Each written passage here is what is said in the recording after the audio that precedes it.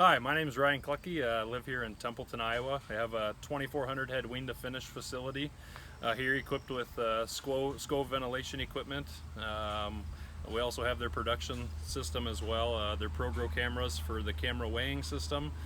We have electronic feed weighers to watch the feeding consumption.